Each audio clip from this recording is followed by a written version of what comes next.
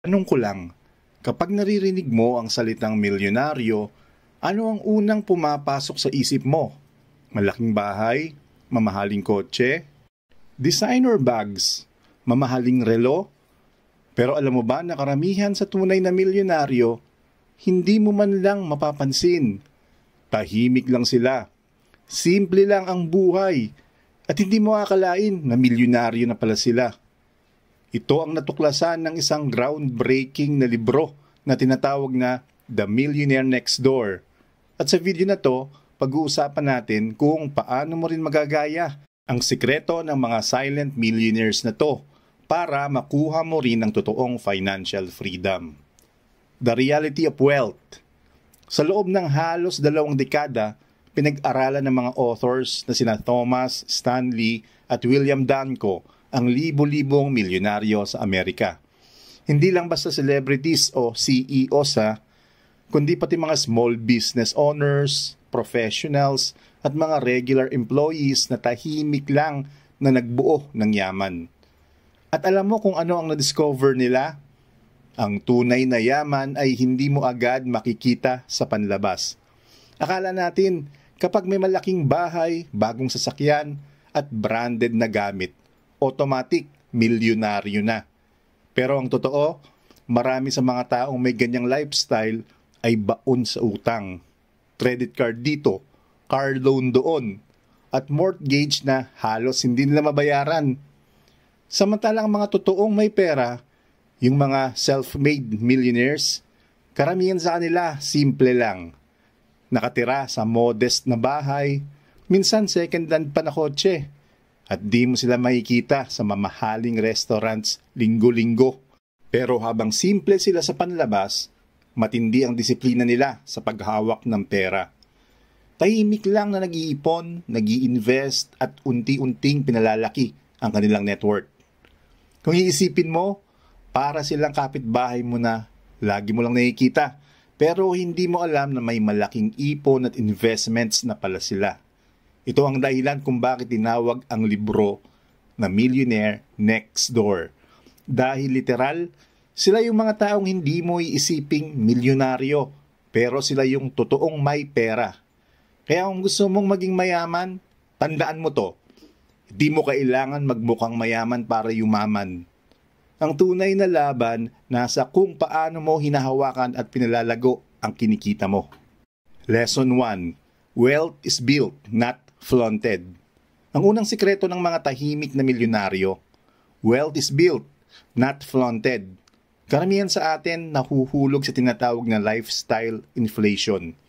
Alam mo yung feeling na kapag tumaas ang sweldo mo, parang kailangan mo ring i-upgrade ang lahat.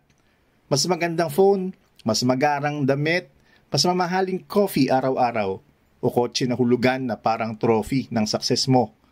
Walang masama sa rewarding yourself, paminsan-minsan. Pero kapag ginawa mo itong habit, ubos agad ang kita mo. Mas malala, baka baon ka pa sa utang. At yan ang opposite ng ginagawa ng mga tunay na milyonaryo. Isipin mo si Mang Tonyo, isang sari-sari store owner sa probinsya. Simple lang ang pamumuhay.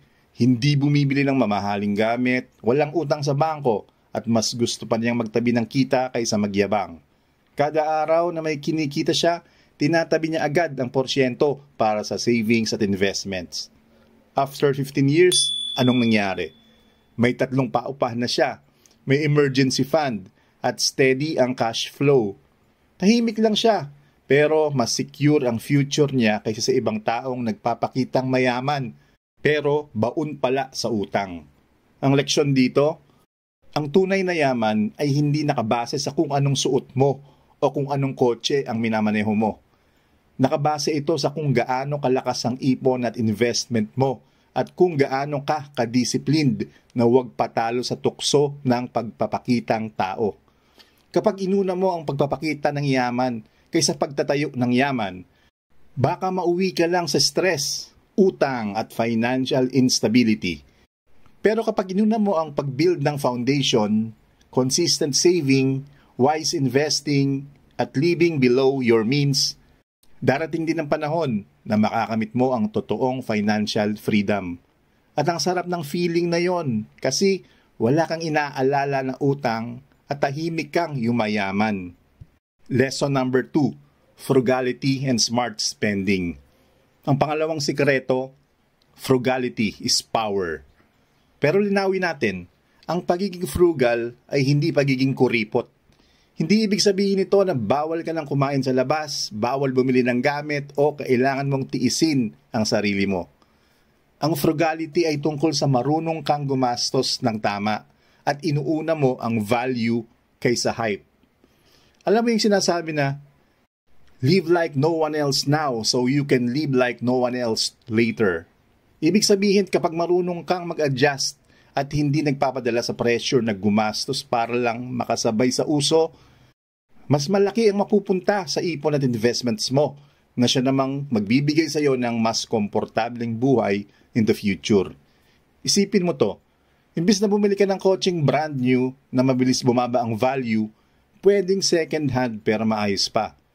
Yung sobra sa budget, imbis na mapunta sa hulog at interest, pwede mo pang ipang-invest sa stocks, real estate, o kahit small business. Hindi flashy, pero matalino. Ito rin ang dahilan kung bakit maraming OFW na halos 20 years na sa abroad, wala pa ring substantial savings o investments. Bakit?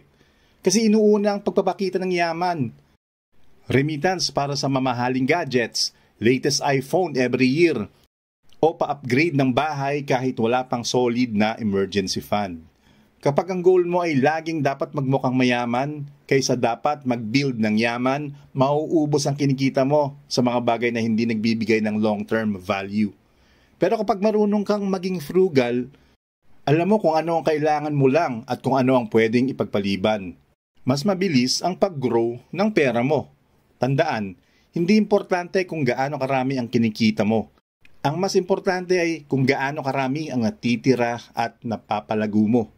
Kaya kahit maliit pa lang ang kita mo ngayon, kung marunong kang mag-budget at hindi nagpapadala sa pressure, mas malaki ang chance mong umasenso kumpara sa kumikita ka ng malaki pero ubos naman lagi. Lesson 3. Invest early and consistently. Ang pangatlong sikreto ng The Millionaire Next Door ay simple pero sobrang powerful. Invest early, invest consistently. Madali nating isipin na para makapag-invest, kailangan milyonaryo ka na agad. Pero hindi totoo yan. Kahit maliit lang ang kaya mong ilaan buwan-buwan, basta consistent ka, malayo ang mararating mo. Halimbawa, kung 500 lang muna ang kaya mong ilagay sa Pag-ibig MP2, gawin mo. Kung kaya mo dagdagan overtime, mas maganda. Kung may extra ka na 1,000 para sa mutual fund o 5,000 para sa stock market monthly, mas lalo kang bibilis umangat. Ang sikreto dito ay tinatawag na compounding. Yung kita ng pera mo, kumikita pa ng sariling kita. Isipin mo na parang nagtatanim ka ng puno. Sa una maliit lang, pero habang tumatagal, dumadami ang bunga at nagiging source ng tuloy-tuloy na yaman.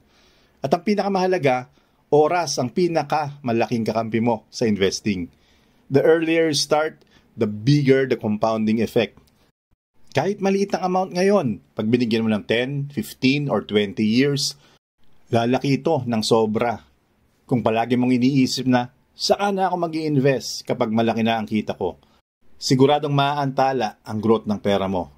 Tandaan mo, ang maliit na consistent na puhunan ngayon ay mas malaki ang magiging value bukas kaysa malaking halaga na huli mong sisimulan. Kaya kahit estudyante ka pa lang, empleyado, o nagsisimula pa lang ng negosyo, maglaan ka na ng maliit na parte ng kita mo sa investment. Hindi ito mararamdaman ngayon, pero darating ang araw na magpapasalamat ka na sinimulan mo ng maaga. Lesson 4. Avoid lifestyle creep. Ang isa pang sekreto na madalas hindi napapansin pero sobrang critical, avoid lifestyle creep. Ano bang lifestyle creep?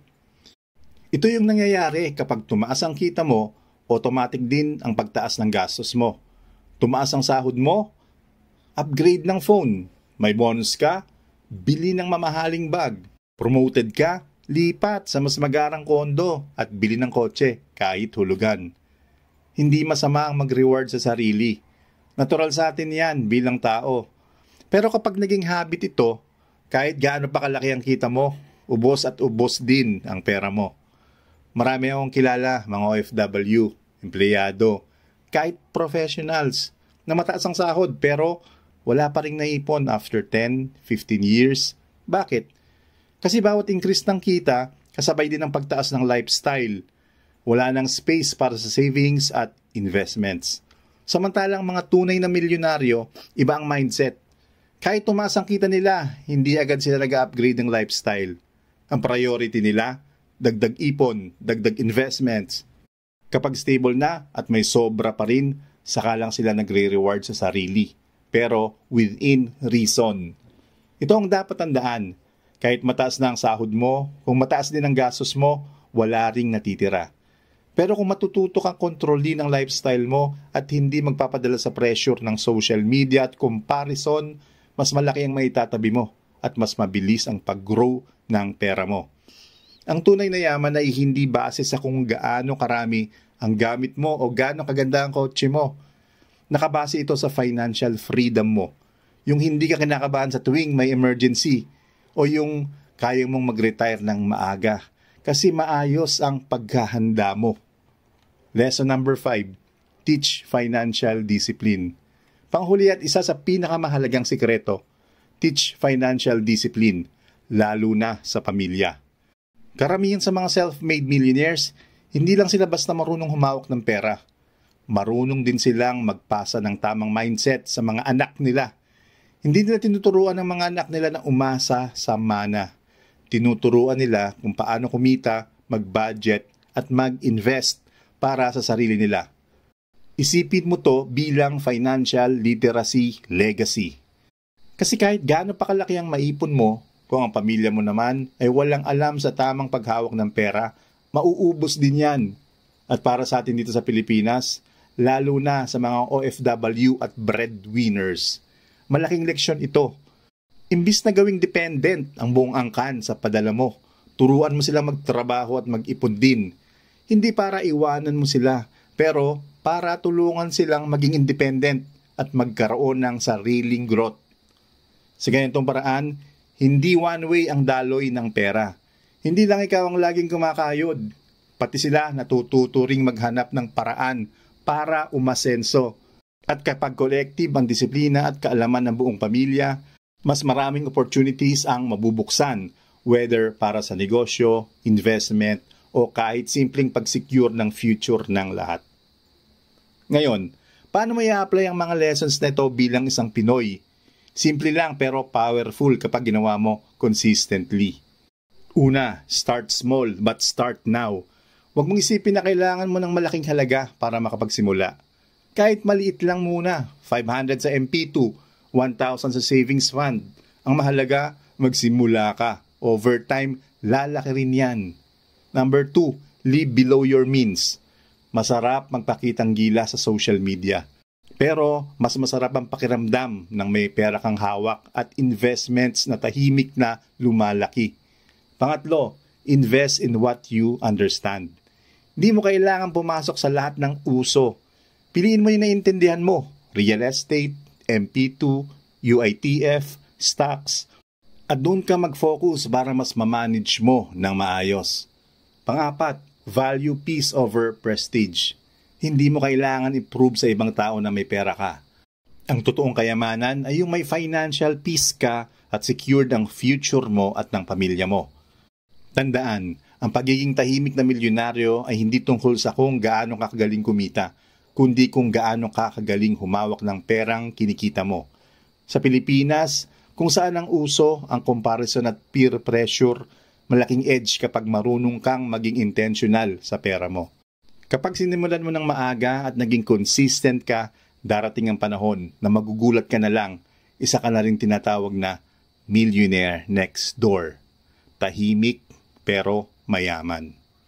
Kaya kung gusto mo maging milyonaryo, tandaan mo, hindi kailangan ng malaking kita para yumaman. Pero kailangan ng tamang mindset at disiplina. Tahimik lang sila, pero sila ang tunay na panalo sa laro ng pera.